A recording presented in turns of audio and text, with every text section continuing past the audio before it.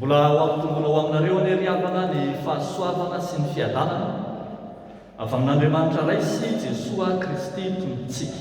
Amen.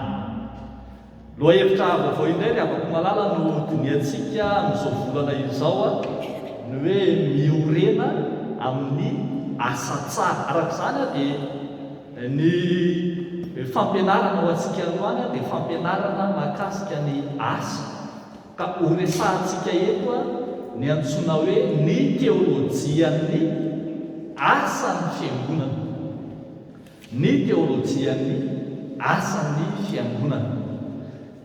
Ety am-piandohana zany izay tarihako ny saintsika dia tsara ho marihana fa isan'ny foto-kevitra iray izay nampiady hevitra tokoa teo amin'ny tantara ny mahakasika zany asa ataon'ny fiangonana izany.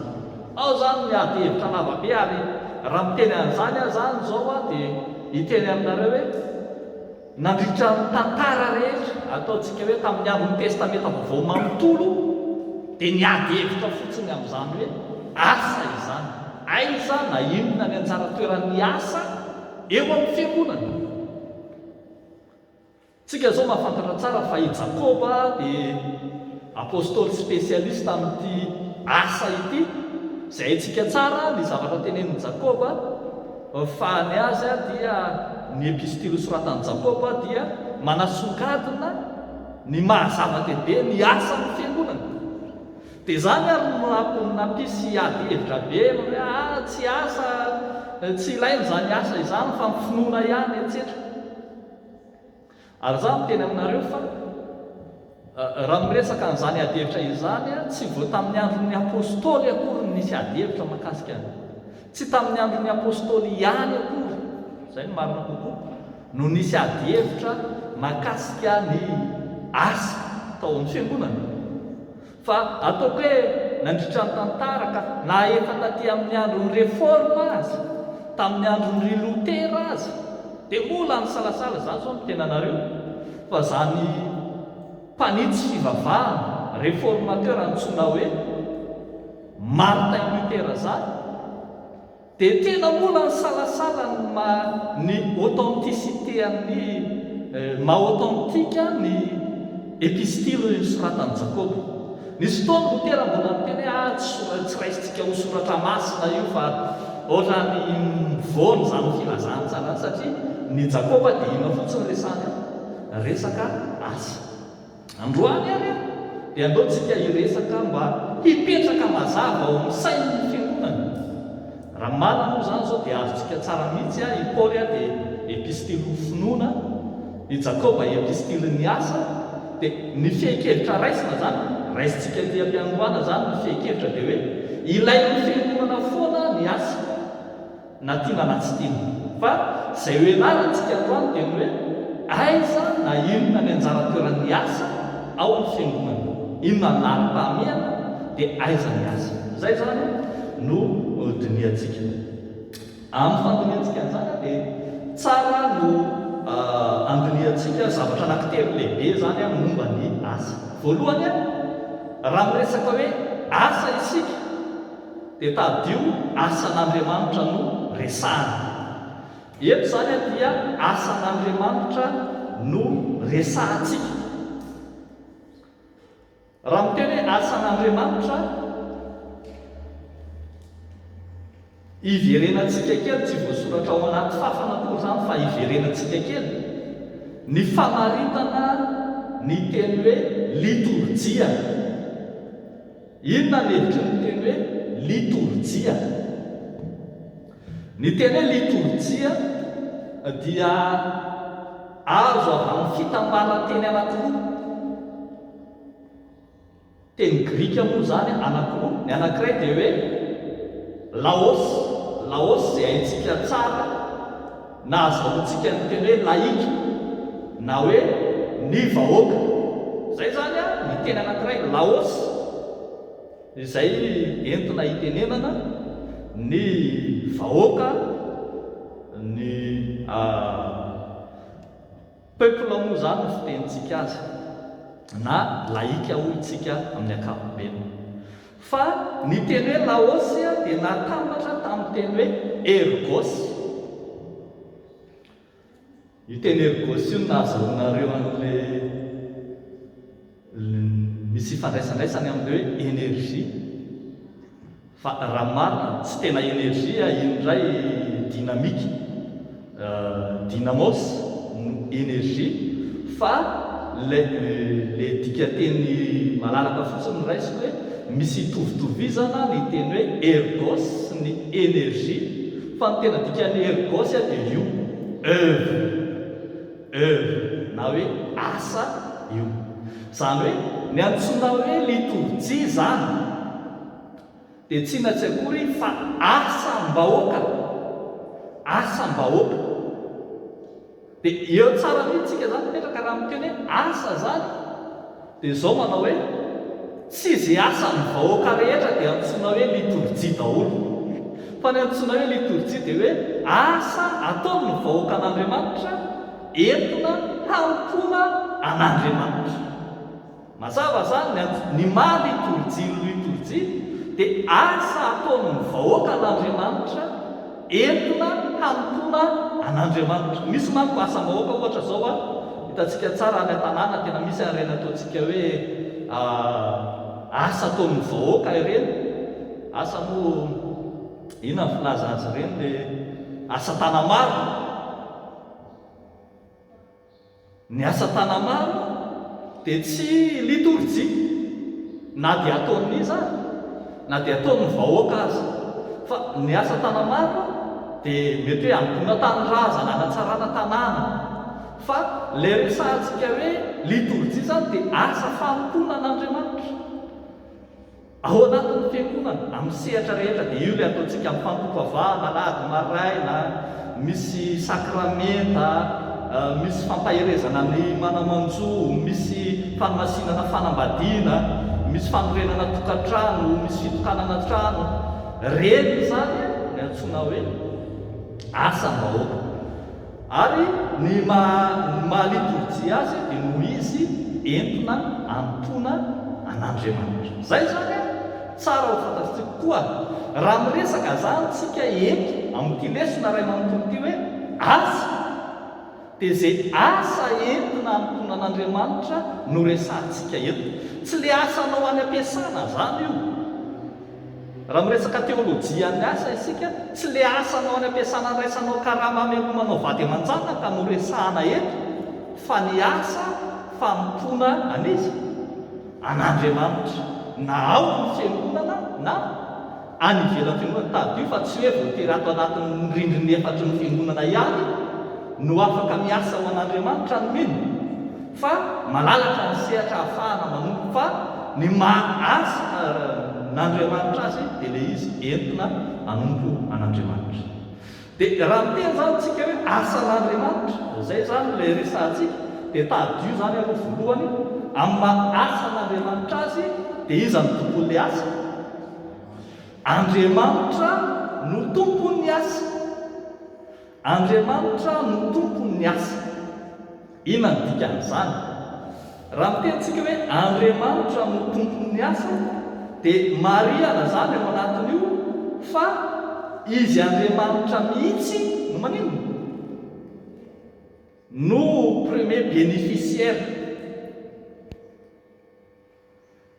Raha an'Andriamanitra ny asa dia izy no mahazo tombotsoa voalohany ao anatin'ity asa ity.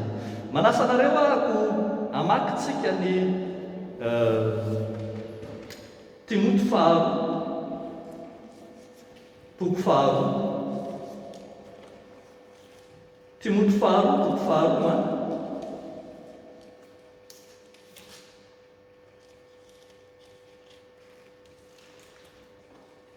Ny andininy 5:12.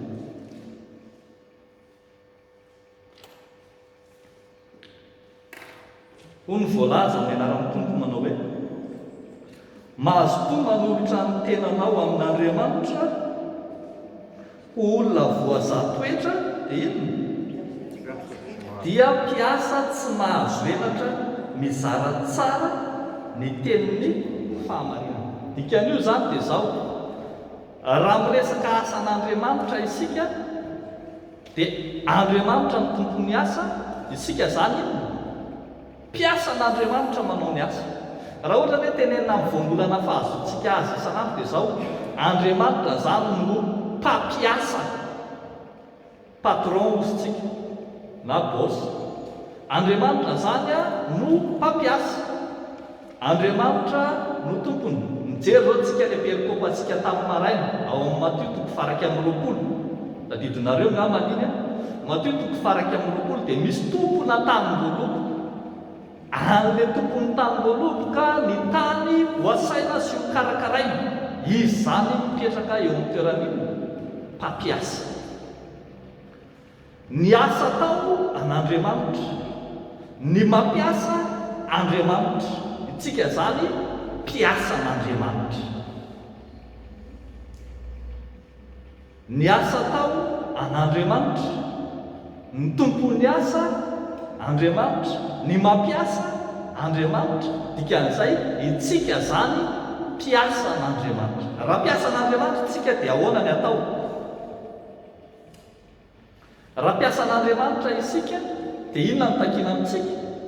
Takiana mpiasa an'Andriamanitra ny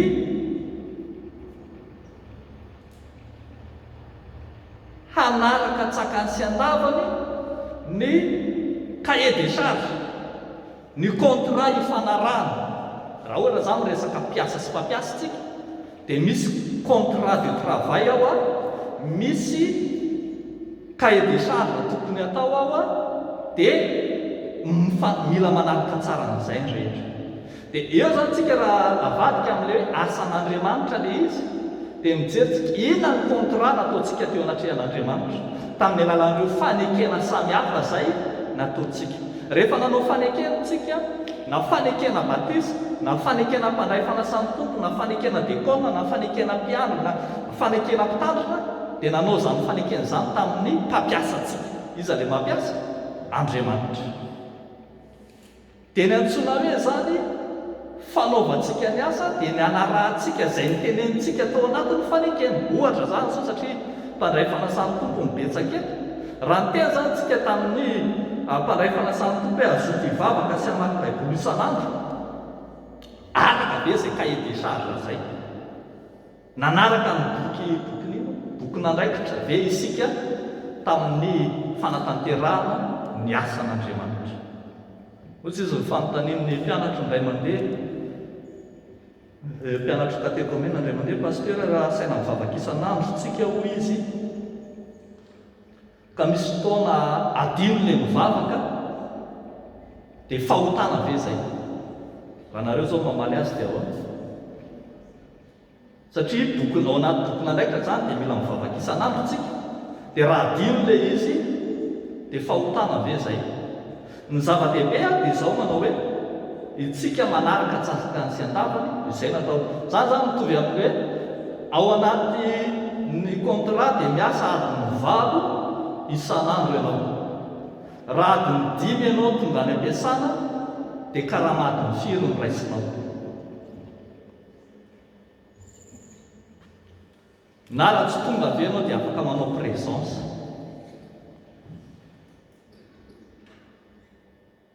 Zany zany zava-dehibe misongadina ao anatin'ny tapany voalohany zany dia ny hoe asan'Andriamanitra no ataontsika, asa entina hanoton'Andriamanitra no resahana eto, Andriamanitra no mampiasa, Andriamanitra no tompony asa, isika dia inona?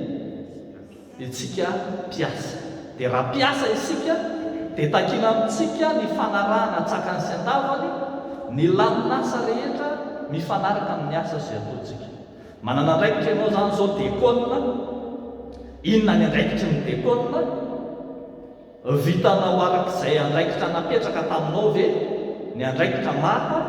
Dekona aminao iandro ny ondron'Andriamanitra, voatandrina ve le ondron'Andriamanitra? Ohatsy izy ny dekona rehefa nanao fanekena amaky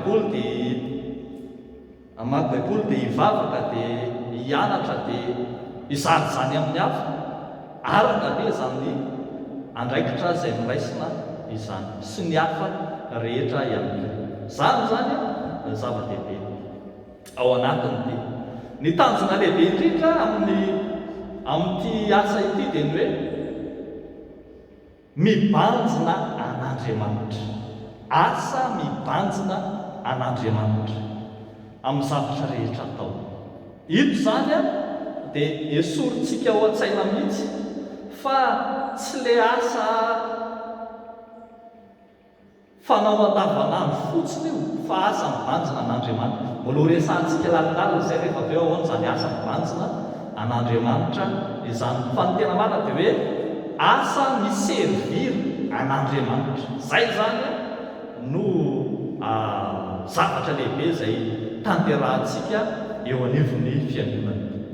Ny asan'ny fiangonana zany dia inona moa no mifanohatra amin'izany?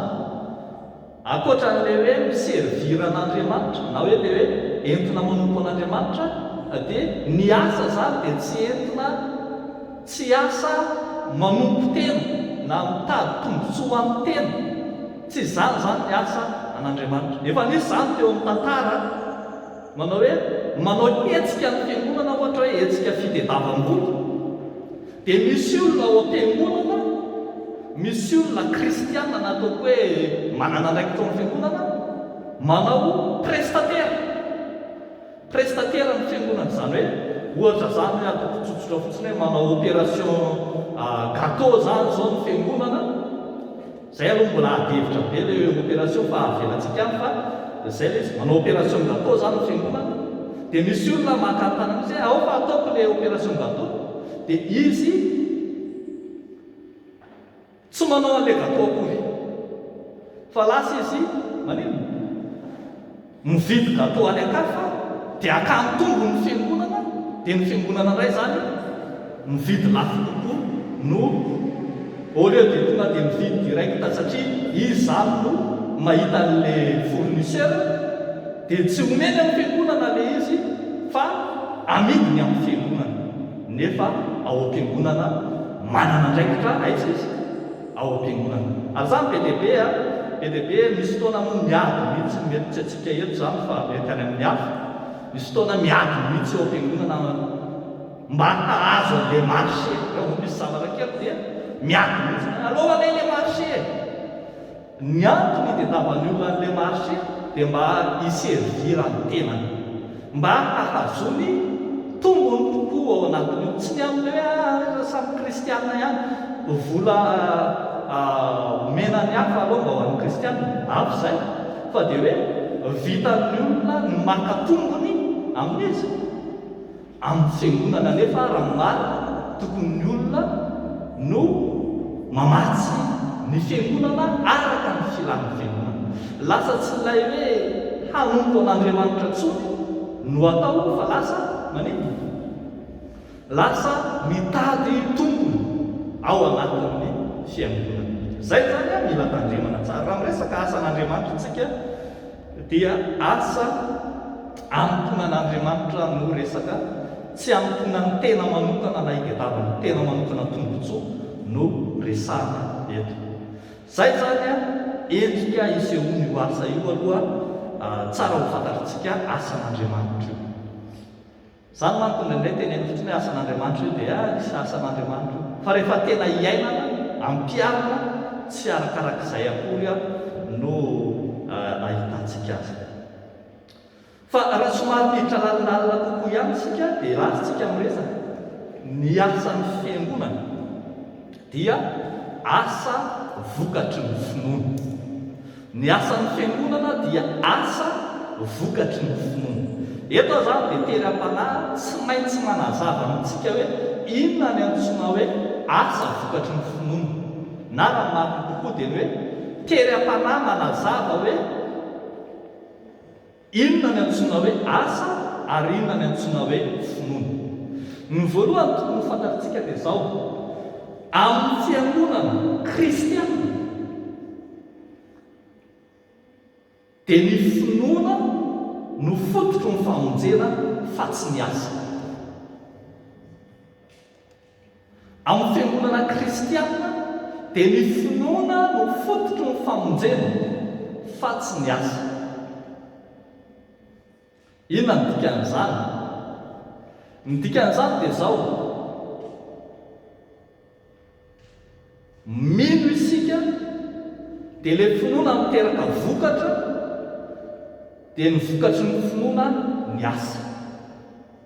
Ny asa fanompoan'Andriamanitra zany dia asa vokatry ny finoana. Raha misy olona mazoto miasa ao an'Andriamanitra dia satria efa nanana finoana izy, efa nanana famonjena izy. Zay zany, tsy sens inverse an'izay, tsy contraire an'izay. Ny contraire an'izay dia izao: misy olona miasa mafy mba hitady famonjena. Misy olona manompo be mihitsy, ataoko ty amin'izay hono izy mba voavonjy. Tsy izany. Ny priorité ao amin'ny fiainan'ny fiangonana dia inona aloha? Ny famonjena aloha. Ahoana ny azoana famonjena? Amin'ny alalan'ny finoana. Anazava aminareo aho zany a, inona moa zany hoe finoana famonjena zany, mba ho azontsika tsara le izy.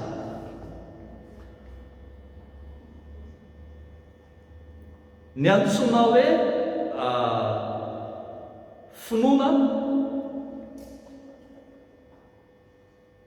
dia izao: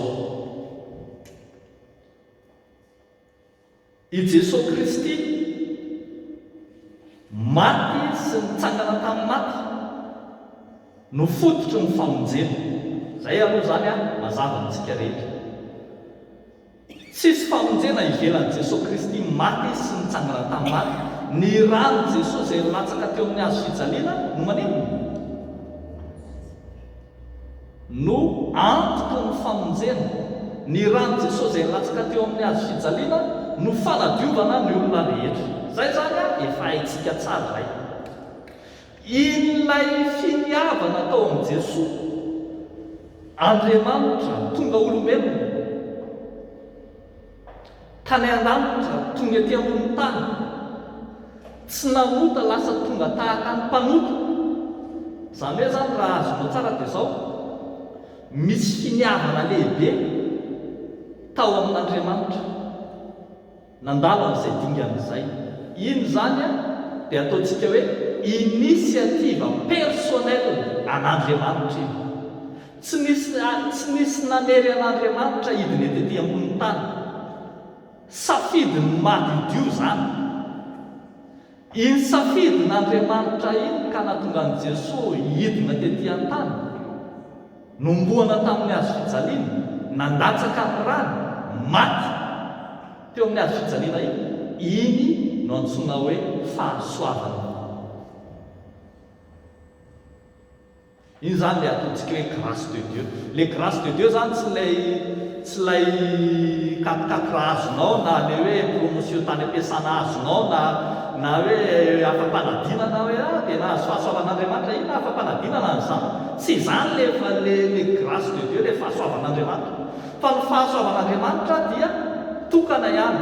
Jesosy nanaiky ho faty teo amin'ny hazo fijaliana ho famonjena ny olombelona, ho fanadiovana ny mpanota. Iny dingana nataon'i Jesosy Kristy iny no antsoina hoe fahasoavana. Tsy nisy nanery izy nanao an'iny, safidiny mahadidio iny, ary iny dia tsy iombonany amina iza na iza, fa inisiativany samy rery. Iny zany a no fahasoavana. Ny antsoina hoe fahasoavana zany dia ilay paran'Andriamanitra mahadidio. Iny no nanadio ny fahotahantsika, iny no nahazoantsika ny famonjena. Iny zany a avy amin'Andriamanitra iny, paran'Andriamanitra iny fahasoavana iny. Iny a dia natao ho an'ny olombelona rehetra. Io zany tsy misy hoe ny famonjena dia ny fahasoavana dia natao ho an'ny olona rehetra, tsisy avahana, tsy misy manavakavana, fa tena natao ho an'ny olona rehetra, na mino na tsy mino, na mpanota na tsy mpanota, dia natao ho an'ny olona rehetra ny fahasoavana. Dia manaraka an'izay koa, natao ho an'ny olona rehetra izy a, maina epona izy a, gratuit a, tsy misy tambony, tsy misy takalony, tsy azo vidiana, tsy azo soloana. Dia karakteristika ny fahatelo dia izao: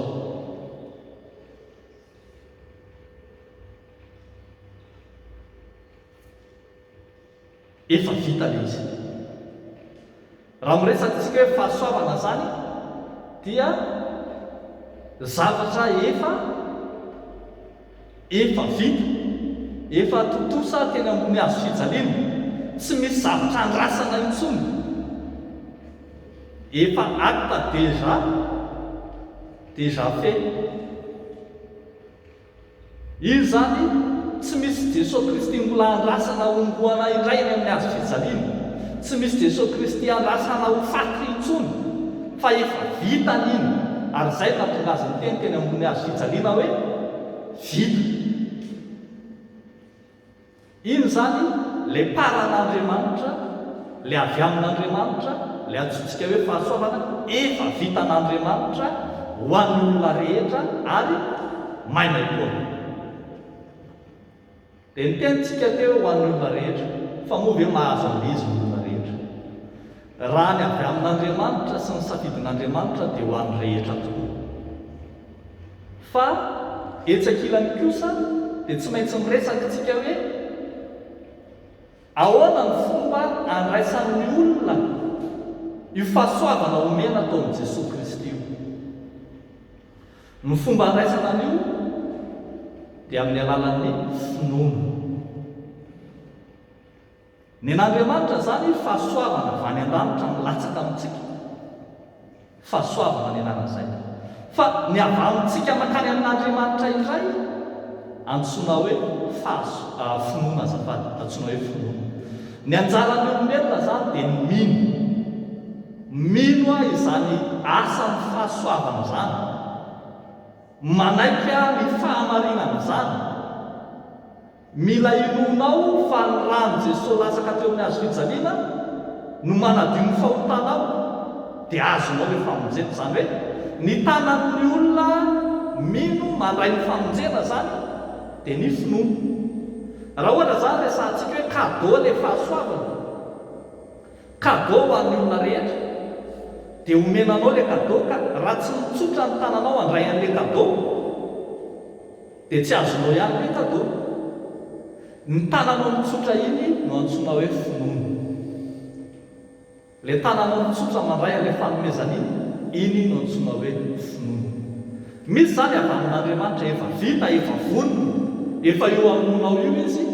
Ny anjaranao zany sisa dia manino? Manatsotra tanana mandray an'ilay fanomezana. Raha ny amin'ny Apokalypsy 3:20 dia miteneniny dia hoe mitsangana eo am-baravarana izy ka manondona, dia ny andrasana aminao sisa dia ny amony varavarana, dia tonga ao izy dia miditra ao aminy ka hiara-sakafo aminy ary izy aminy. Tonga zany dia tonga ao aminao maimaipoana le fahasoavana, fa il suffit de d'ouvrir la porte. Zay fotsiny zany. Ka raha miresaka an'izany tsika zany dia mametraka mazava tsara mihitsy fa izany no laharam-pahamehan'ny kristianina mikatsaka io famonjena io. Le izy efa vonona, fa ny tena asany mino, raha miresaka asa, ny tena asany mino dia ny manino? Ny maneho ny finoana mba tena azo ny marina le famonjena. Tsy amin'ny alalan'ny acte, tsy amin'ny alalan'ny œuvre no andraisana ny famonjena, fa amin'ny alalan'ny finoana.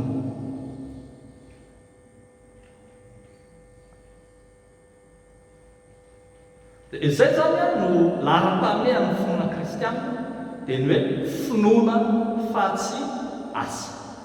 Tsy midika akory zany hoe tsy ilaina ny asa, fa te hiteny fotsiny fa ny zava-dehibe dia ny ino? Ny finoana aloha. Ny antsoina hoe finoana dia ny fanekenao anatsotra tanana, fanekenao amin'ny varavarana, andray le fahasoavana omeny tompo anao.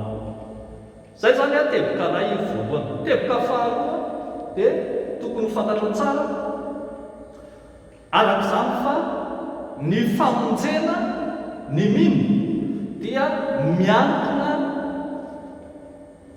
amin'ny fahasoavana fa tsy amin'ny asa. Efa nazavaintsika teo le fahasoavana. Le fahasoavana zany alaintsika sara an-tsaina dia avontsika tsara.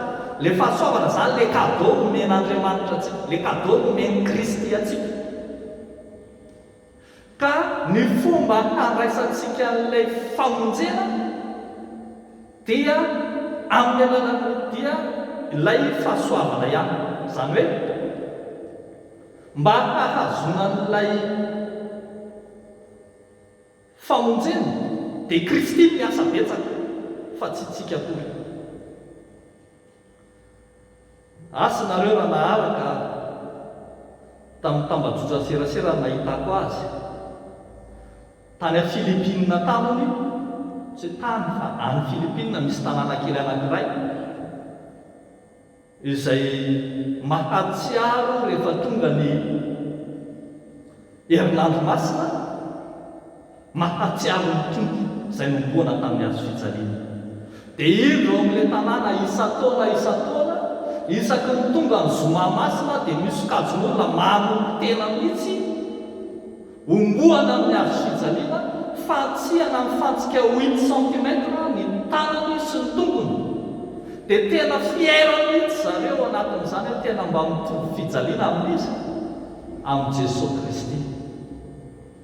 Dia ambarantsika ray fa tsy avy amin'ny ezaky ny tena manokana, tsy avy amin'ny fiaretanao, tsy avy amin'ny souffrance-anao no azahoana ny famonjena fa amin'ny alalan'iny avy amin'ny alalan'i Jesosy Kristy. Jesosy maty teo amin'ny hazo fijaliana no manadinelo ao, fa naomboana amin'ny hazo fijaliana eo foana renao isan-taona dia ho tsinotsinona izany. Misy kajon'olona sasany koa manaraka an'izany ihany, fa dia ny azy indray dia hoe manamboatra karavasy izy karavasy misy plan dia mikapoka ny tenany amin'iny izy isaky ny tonga ny herinandro masina, dia kapohany amin'iny dia mandehandeha raha be dia ilay vanitra be daholo ny vatana rehetrarehetra, dia amin'izay momba amin'izay momba mitovy amin'ny tompo. Dia ny sasany aza midefy ny tompo eny amin'ny tompo indray mandeha ny kapohana, izany hoe ao amin'ny soratra masina moa raha miteny hoe indray mandeha ny kapohana dia hoe 39 coups, fa ny anahy mba ataoko double-an'izay dia amin'izay zany izy mba mihoatrahoatra amin'ny tompo sy ny sisa sy ny sisa. Dia averina ihany tsika fa tsy zany ezaky ny tena manokana izany no azahoana amin'ny famonjena fa nino ilay fahasoavana.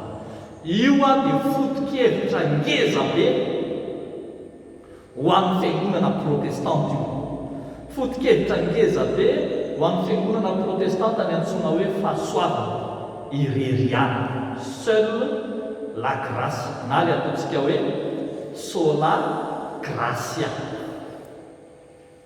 Raha miteny ny fiangonana hoe sola gracia dia te hiteny izy fa manao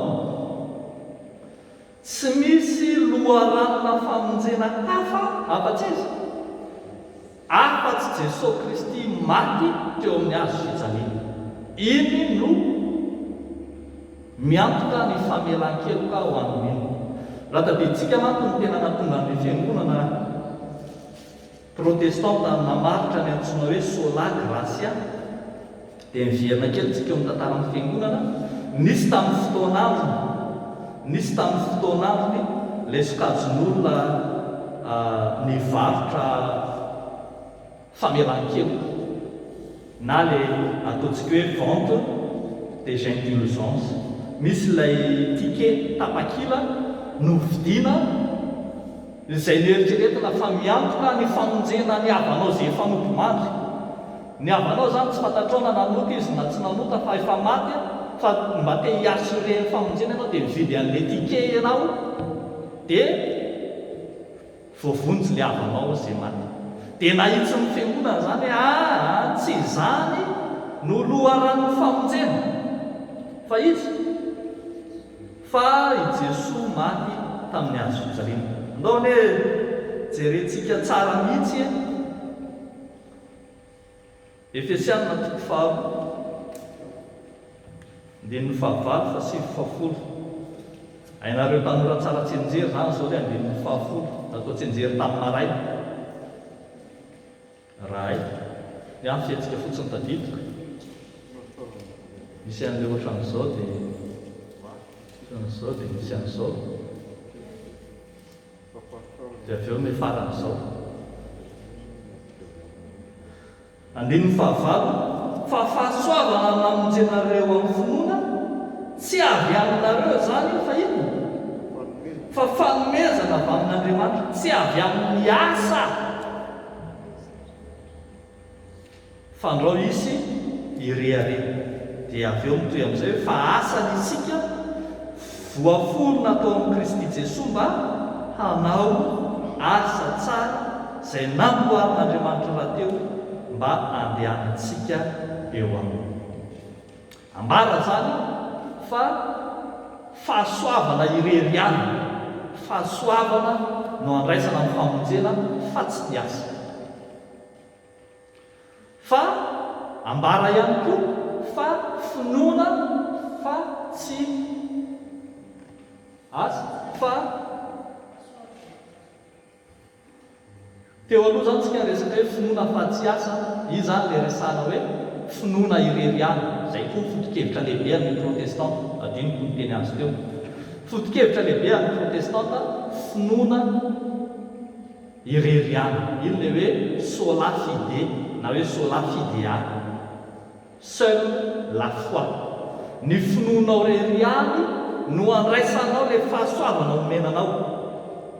Ny fahasoavana irery ihany no mahafa-kelokanao fa tsy amin'ny asa koa.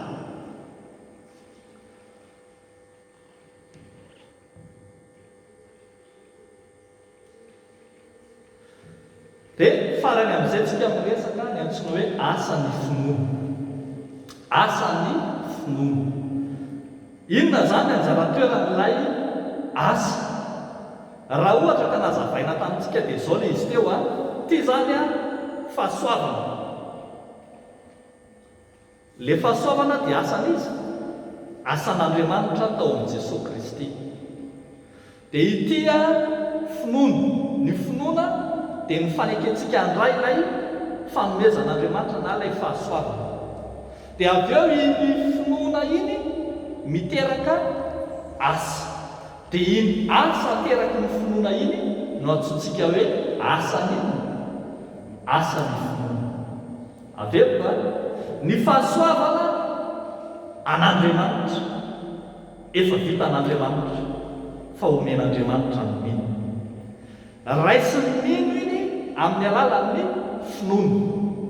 Izany hoe zany lay fahasoavana omen'Andriamanitra na lay cadeau fanomezana omen'Andriamanitra dia raisin'ny mino amin'ny alalan'ny finoana. Dia iny finoana iny amin'izay rehefa avy eo no miteraka manana vokatra. Dia iny vokatry ny finoana iny no antsointsika amin'izay hoe asa. Noho izany, raha izay zany no fandehany, ny asa ao amin'ny fiangonana dia vokatry ny finoana. Ny asa dia vokatry ny finoana. Izany hoe ny olona efa mino no mazoto miasa ho an'Andriamanitra. Ny olona efa mino no mazoto miasa ho an'Andriamanitra. Asa raha tadidinareo tsara fa ny olona nandray ny finoana dia miasa ho an'Andriamanitra daholo eo amin'ny soratra masina.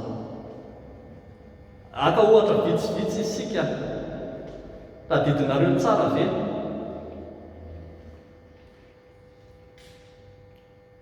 Ny tantaran'ny Zakaiosy. Rehefa tafahoana tamin'i Jesosy Kristy Zakaiosy, izany hoe nandray an'ilay finoana, nandray an'ilay famonjena, dia avy eo izy miasa ho an'Andriamanitra. Iny totomboko ny atsasaky ny fananako meko amin'ny malahelo. Raha misy naraiko tamin'ny fanambakana dia noneraka vivatreno zany. Raha ohatra zany tianao dia hoe le asan'ny finoana zany dia asa remboursement. Raha ohatra tianao zany remboursement de dette, fanonerana trosa ny vokatry ny finoana izay tsy vitanao tamin'ny maha-mpanotanao no antsoina hoe asan'ny fiangonana. Dia io ianao zany manonotra ny ianao rehetra. Matoa misy olona tsy miasa ho an'Andriamanitra dia mbola tsy nahatsiaro teny izy manana trosa. Fa manino izy tsy mahatsiaro teny hoe manana trosa? Satria mbola tsy nandray an'ilay famonjena izy. mbola tsy azon'ilay famelan-kelo. Rehefa tena azon'ny olona ny famelan-kelo dia za miteny aminao satria lavitra ilay famelan-kelo ka azony dia eo izy manino manombotra an'iny fotsiny ny ataony. Fa matoa misy olona tsy manombotra an'iny dia mbola tsy tsapany ny famelan-keloko, izany hoe mbola tsy nahazo famelan-keloko izy. Dia izay no mahatonga antsika na samy ao am-piangonana ihany ary ny olona dia misy olona tsy mivady loha amin'izay adidy izany, misy olona tsy mandray andraikitra mihitsy, misy olona tsy manao asa izany ary misy mbola mieritreritra mihitsy aza ny fiangonana sasany hoe aza mandany volana am-piangonana any. Mampahatsiaro anahy tany amina fiangonana anankiray tsy tononoko ny anarany. Mitaty rakitra ilay diakona dia iny izany izao fa mamoaka rakitra ilay kristiana dia tonga dia hita ilay diakona ilay rakitra eny an-tanan'ilay kristiana rotsaka dia sady teneny be loatra iny fa soloy. Nefa izy iny diakona dia izy diakona indray zany no facteur bloquant ny fampandrosoana ny asan'Andriamanitra, nefa ny an'ilay olona vokatry ny finoana. Dia eo zany tsika mipetraka tsara hoe ay zany tsika ao am-piangonan'ireo raha misy tsy miasa dia satria tsy mbola natsiaro ho hafa-keloko izy. Ary io tsy terena, ny antony tsy hanerena azy dia zao ny famonjena koa tsy terena.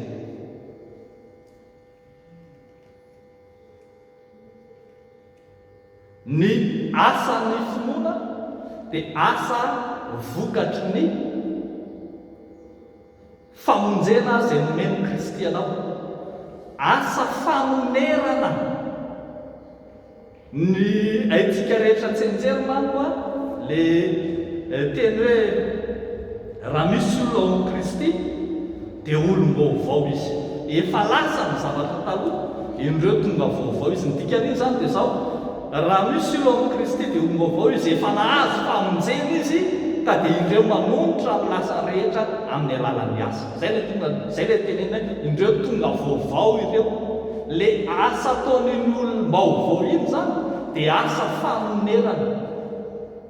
Tamin'ny andro nampamota azy, tamin'ny androny lasany sy ny fahitiny dia indro izy manolotra tsy noho ny amin'ny tenany fa noho ny amin'ny Kristy izay nividy azy tamin'ny sanda tsy takabidy. Dia izay zany dia efa ampy koa hanamary antsika fa tsy hahaonitra velively sanatria tsy ho sandan'ny famonjena velively mihitsy ny asa izay ataony mino. Tsy sanatria mividy famonjentsika ka dia hiteny amin'i Jesosy hoe Jesosy efa 5 taona izay no nanomboka anao fa ampy izay. Ohatrany te hiteny izany ianao hoe 5 taona zany no sandan'ny fanomponao amin'i Jesosy, no sandan'ny famonjena azafady, ny sandan'ny famonjenanao zany fanompona 5 taona. Tsia na toinona ezaka ataonao dia tsy voavidinao vola hery hanjaka mihitsy ny famonjena izay nataon'i Kristy anao hatramin'izay. Noho izany dia hoe asa fanoratena madiodio tahaka ny fanoratena amin'i Kristy no ataony mino. Farariava dia resakantsika hoe asa dia zao. Hitantsika teo zany voalohany ny asan'ny mino dia asa famonjena. Miverina zany sady mamintona manazava.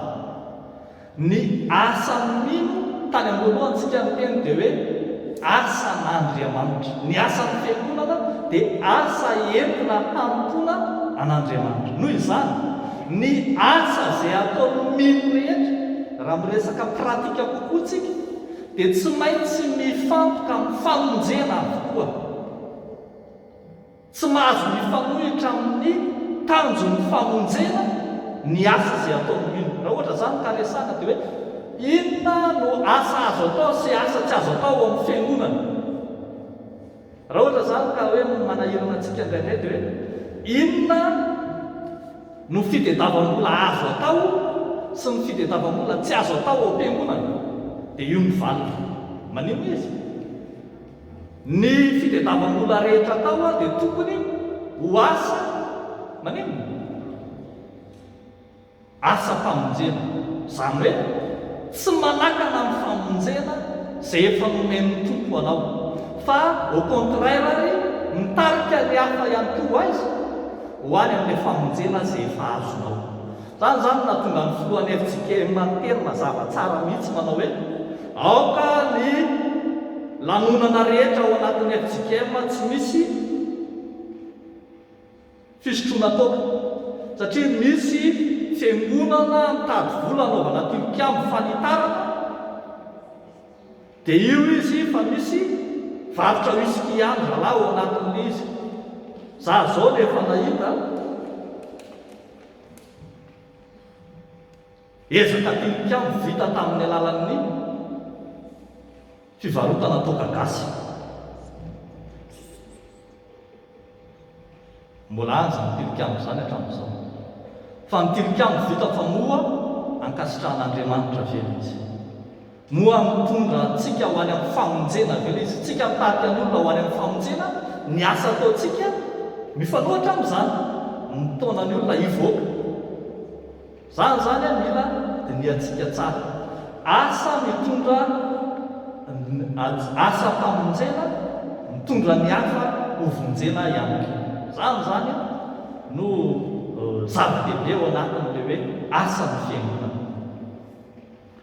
Fa ny zavatra faharoa ihany koa raha vao tentsika hoe asa ny finoana dia izao asa tsara. Raha saina miasa isika, le asa atao eto zany dia efa mazava tsara, asa vokatry ny finoana io. Noho izany asa tsara, efa nivakitsika teo ilay Efesiana toko faharoa ny andinin'ny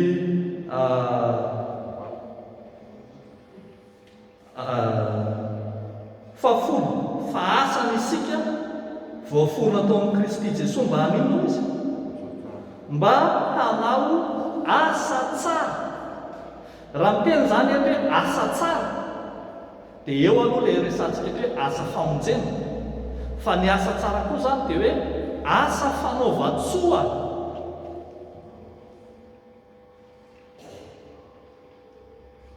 Ny antsoina hoe asa tsara dia asa fanaova-tsoa, asa fiantrana. Misy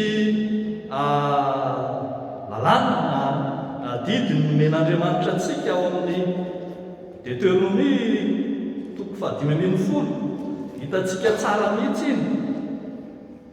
Manome didy antsika mba hihevitra ny malahelo, ireo izay sahirana amin'ny fivelomana, ireo izay atao hoe mahantra sy madinika. Teo amin'ny testamenta taloha dia misy kajon'olona mihitsy izay tsy azonao lavina rehefa mangataka. Misy kajon'olona efatra teo amin'ny testamenta taloha tsy azonao lavina rehefa mangataka. Ao zany ny kamoty, ny faharoa ny mpitondra-tena, ny fahatelo ny manan-kilema, ary ny fahefatra ny vahiny.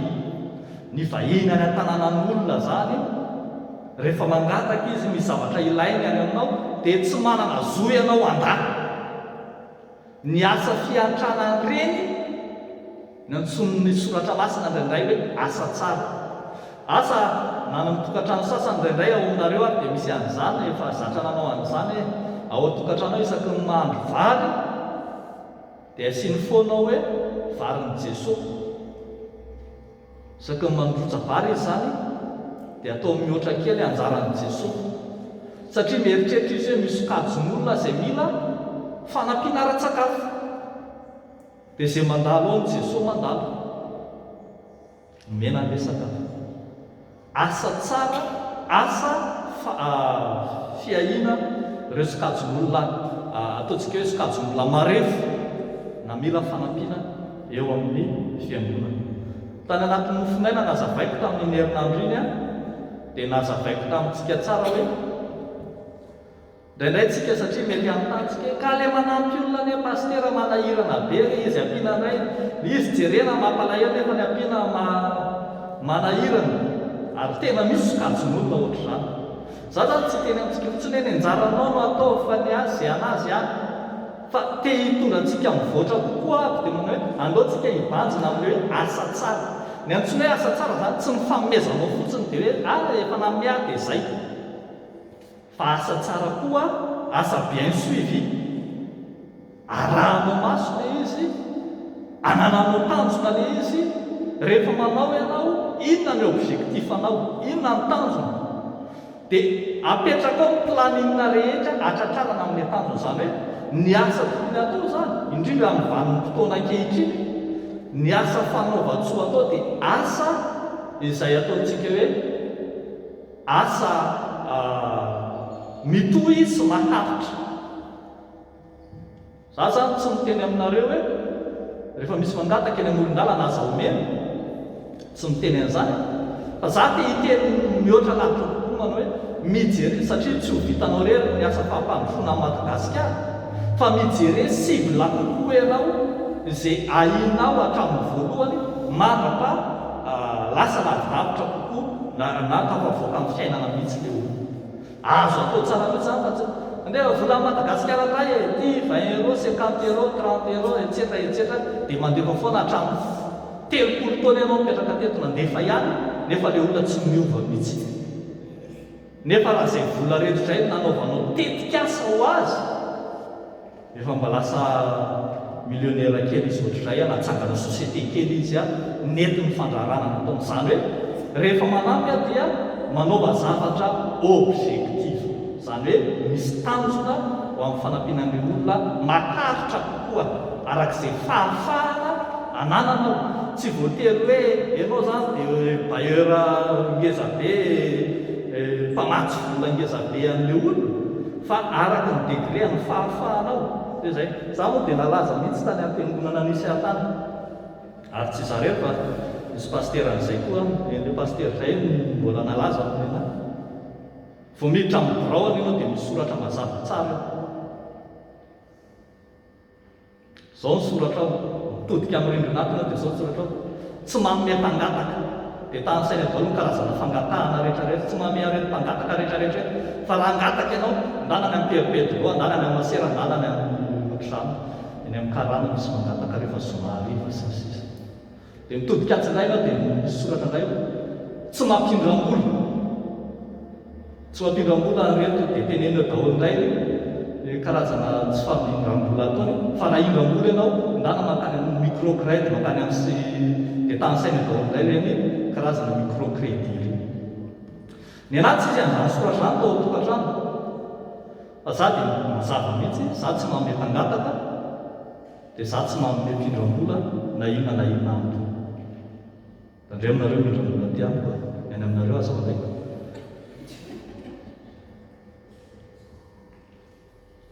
Fa ny anahy dia izao mifampiaraka amin'ity asa ity, misible, tsy hoe tsy manao any dikan'izany, tena manao ary manao mba tsy teniko manao betsaka.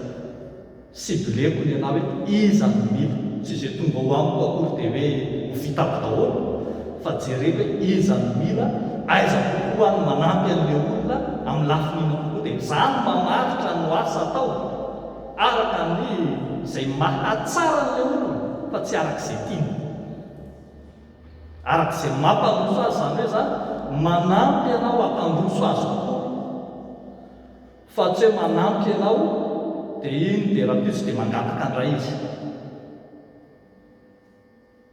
Raha matavoaka olona ray na fianakaviana ray na roa na telo na efatra ianao eo amin'ny fiainanao manontolo, dia vality lehibe no azonao manotavitra. Farany ary resahantsika eto dia ilay hoe asa ho an'izy ho amin'ny hafa. Misy fiangonana ray ao Antananarivo tena tiako mihitsy manana slogan izy manao hoe fiangonana velona ho an'ny hafa. Fiangonana velona ho an'ny hafa. Inona ny dikan'izany? Dikan'izany zany dia hoe za efa velona fa zay tombony ananako rehetra mba hamelomako an'izy, hamelomako ny hafa. Rehefa mifampiresaka tamin'ny paster io aho dia zao ny azo nyteneny manao hoe ny ay ozy ny objectif anay dia ny hamadihana ny budget amin'ny fiangonana,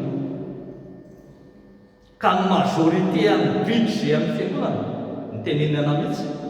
Ny tanjona izy dia ny ahatonga ny 80% amin'ny budget amin'ny fiangonana anaovana asa ivelany. Mba ho vitainay amin'ny 20% ny asa ato anatin'ny fonctionnement sy ny zavatra rehetra atao aminay aho, dia alefanay affectenay makany amin'ny asa ivelany ny 80%. Ny fiangonana maro eto amin'ny FJKM amin'izao tsika miteny izao,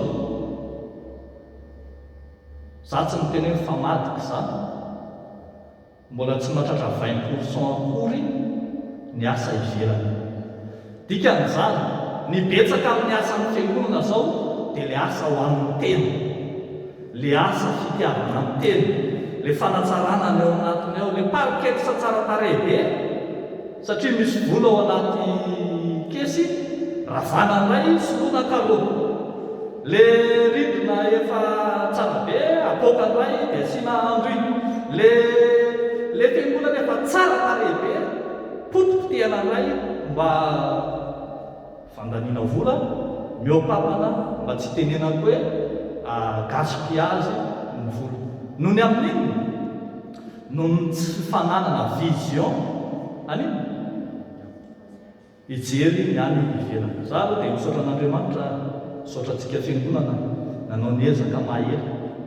Zany zany tena temoeny azy lehibe mihitsy manao hoe zay tsy manana fiangonana ho anay fa ny hafa nataonay.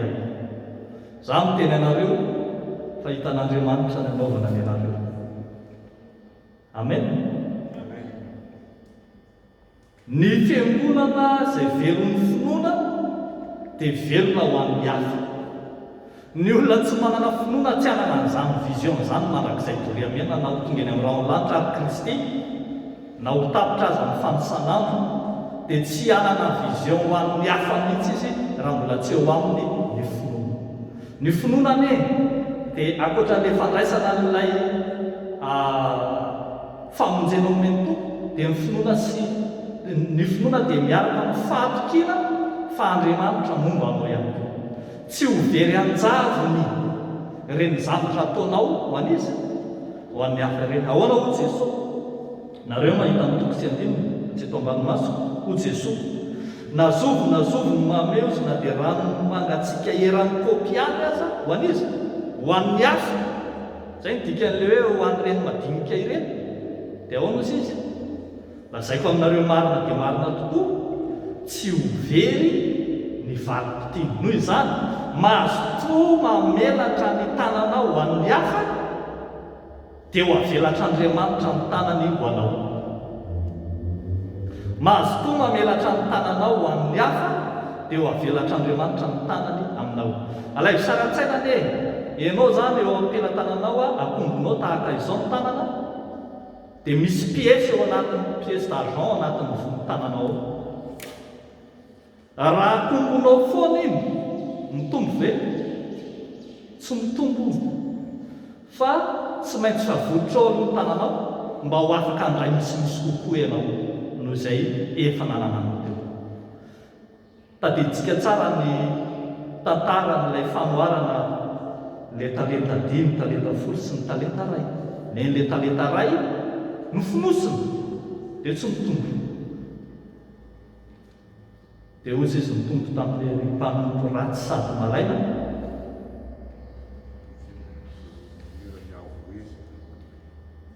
Dia hitantsika faharozany fanomazoto manome ho an'ny hafa. Raha mitenitsika hoe miasa ho an'ny hafa